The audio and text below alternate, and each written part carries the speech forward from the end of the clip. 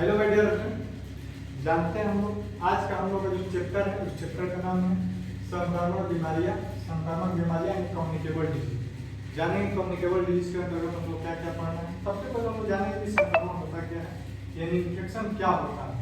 तो इन्फेक्शन हम लोग किसको कहते हैं तो जानेंगे। तो हमारे शरीर में रोग फैलाने वाले जो कारक होते हैं प्रवेश करते हैं और विकसित होते हैं, उसी अवस्था को हम संक्रमण कहते हैं। यानी संक्रमण वह अवस्था है जिसमें हमारे शरीर में रोग कारक प्रवेश करके वृद्धि और विकास करते हैं, उसी को हम क्या बोलते हैं, संक्रमण बोलते हैं। यदि परीक्षा में यदि आता है तो आप लिख सकते हैं किसी रोग को उत्पन्न करने वाले कारक का शरीर में प्रवेश करना एवं विकसित होना संक्रमण कहलाता है। तो परिभाषा लिख सकते हैं। उसके बाद हम लोग जानेंगे कि संक्रमण का अवस्था कितना होता है, यानी किन स्टेज में हम लोग का संक्रमण होता है। तो जानेंगे हम लोग करेंगे संक्रमण फैलने का टोटल 4 स्टेज होता है। वो कौन कौन सा स्टेज होता है। तो पहला को हम लोग बोलते हैं उद्भवन अवस्था।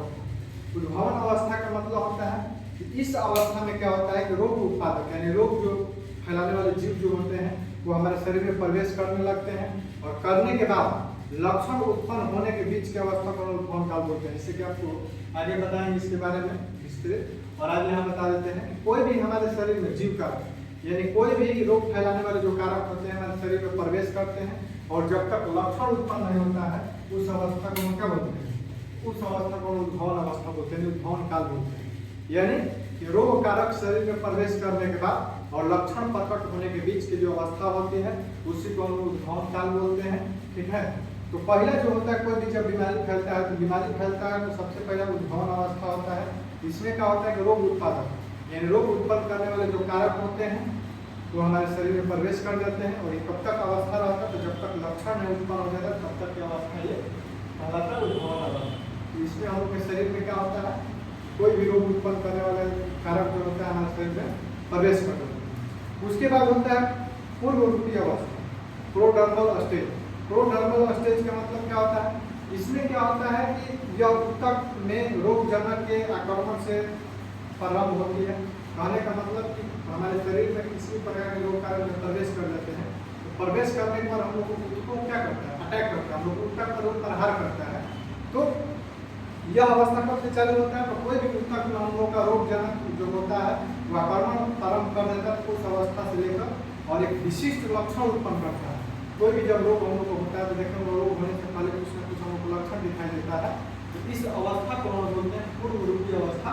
यानी कि हमारे शरीर में सूक्ष्म जीव या रोग कारक प्रवेश करते हैं, प्रवेश करने के बाद आक्रमण करते हैं, आक्रमण करने के बाद जो लक्षण उत्पन्न करते हैं उसी को हम बोलते हैं हम लोगों को ये पूर्व रूपी अवस्था। उसके बाद एक होता है बीमारी की अवस्था।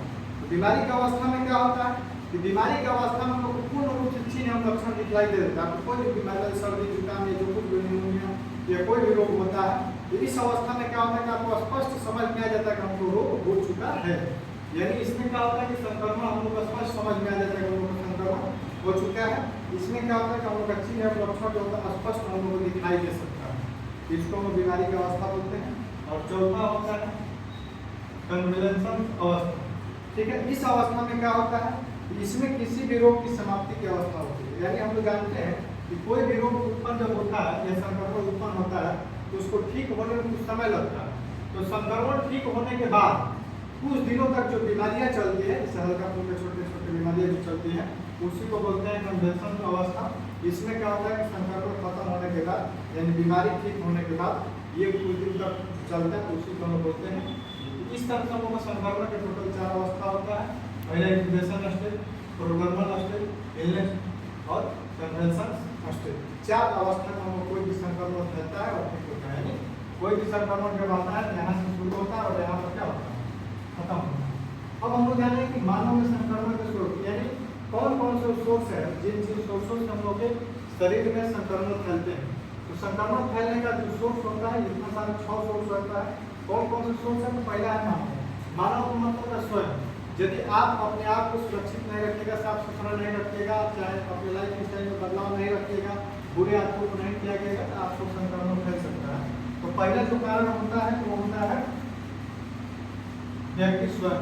यानी स्वयं आप अपने आप को संक्रमित कर सकते हैं। इससे बचने के लिए अपने आप को हमेशा साफ सुथरा रखना चाहिए हमेशा। आपके पोषक आहार जो भी जरूरत चीज़ें हैं उसको हम लोग करते रहें। उसके बाद जब एनिमल का मतलब क्या होता है, जैसे छोटे छोटे आपके जीव जंतु होते हैं उसके वजह से हम लोग का संक्रमण फैलता है। जैसे प्लेग नामक बीमारी है वो चूहा के वजह से फैलता है, ठीक है। इसके बाद आपको रेबीज है, कुत्ता के काटने से फैलता है। ये सब एनिमल्स है, इनके भी वजह से आपको संक्रमण फैल सकता है। तो इन सब जानवरों से हम लोग को अपने भोजन को या भोज्य पदार्थों को अपने आप को हम लोग को बचा के रखना चाहिए, जिससे कम संक्रमण फैलने की संभावना बनेगी। उसके बाद कीट की वजह से हम लोग का संक्रमण फैलता है। कीट का मतलब होता है अंकुश कीट हो गया या छोटे छोटे जो कीट पतंग होते हैं, उसके भी वजह से काटने के बाद भी आपके शरीर के संपर्क में आने के बाद वो भी आपको संक्रमण फैला सकते हैं, संक्रमित कर सकते हैं। इससे भी आप संक्रमण वहाँ से ले सकते हैं। उसके बाद मृदा का मतलब क्या होता है, मिट्टी। माटी के वजह से हम लोग को संक्रमण फैलता है। जैसे कभी गोल कृमि है या केचुआ है, तो इस तरह के बहुत सारे जैसे हम लोग का मिट्टी संक्रमित रहेगा या दूषित रहेगा, उसके संपर्क में यदि आप आइएगा तो आपको भी संक्रमण फैल सकता है। तो मिट्टी प्रदूषण की वजह से संक्रमण फैल सकता है। उसके बाद होता है जल। यदि दूषित जल को कोई सेवन करता है तो दूषित जल की वजह से हम लोग को ये फैल सकता है।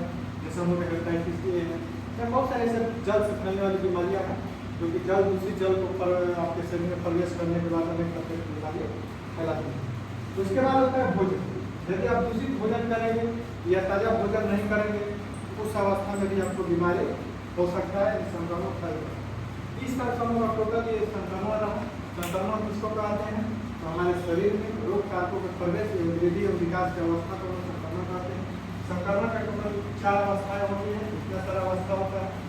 और संक्रमण के स्रोत यानी कहाँ से संक्रमण हमारे शरीर में प्रवेश करता है, तो मानव खुद व्यक्ति स्वयं जिम्मेवार है, जंतु जिम्मेवार है, कीट जिम्मेवार है, मृदा और जल और भोजन जिम्मेवार है। इस तरह से हम लोग संक्रमण फैलने के सारे कारण हो सकते हैं। फिर हम लोग अगले वीडियो में कुछ अगले टॉपिक में